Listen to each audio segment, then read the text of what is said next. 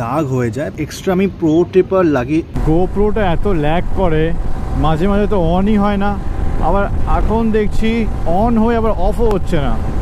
GoPro খুব disturb করে ব্লগিংয়ের সময়, অনেক সময় হ্যাঁ ডিস্টার্ব করে। আর ইনস্টা 360 কিন্তু এরকম কোনো ডিস্টারবেন্স নেই, জানি না।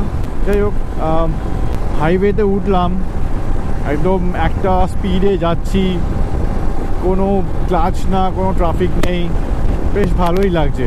হ্যাঁ, আমারটায় ক্রুজ কন্ট্রোল নেই, কিন্তু আমি জানি যে এই এডিবিতে ক্রুজ কন্ট্রোল লাগানো যায়, কিন্তু আমারটাই নেই।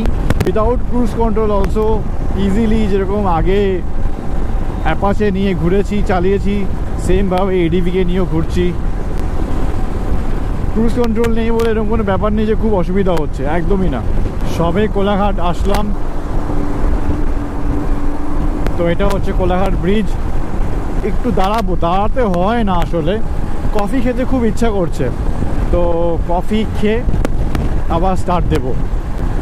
আর একটা জিনিস তোমাদেরকে দেখাবো, কোলাঘাটে যখন ঢুকবোই তাহলে এদিক এখনই ঢুকে যাওয়া যাক, সামনে যদি কোনো গ্যাপ না পাই।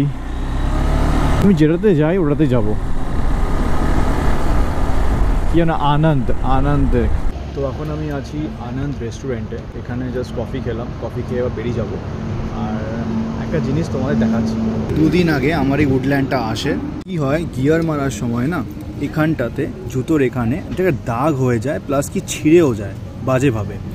ওটা যেটা আমার ঠিক আছে, চাপ নেই, কিন্তু এটা উডল্যান্ডে, তো এটা ছিঁড়ে যায় প্লাস নষ্ট হয়ে যায় আস্তে আস্তে। মানে এইটুকুর জন্য পুরো জুতোটা নষ্ট হয়ে যায়, একটা পেয়ার পুরো তাড়াতাড়ি বের করে দিতে হয়। তো এখানে এক্সট্রা আমি এখানে একটা প্রো টেপার লাগিয়ে রেখেছি, যেটাতে মানে যার জন্য ওরাজোতে কোনো এফেক্ট সেভাবে হয়নি, মানে হয় না, যতটা সেভ করা যায়। কিন্তু এখন কি করেছি, এইটাতে এফেক্ট হবে উডল্যান্ডের টাইম, তাই আমি একটা সক্স এর উপর দিয়ে পরে নিয়েছি, ব্ল্যাক হোক ব্লু হোক, একটা সক্স পরে নিয়েছি। আশা করছি এফেক্ট হচ্ছে না। তো এইটা আমি প্রথমবার ট্রাই করছি, দেখা যাক কি রেজাল্ট দেয়।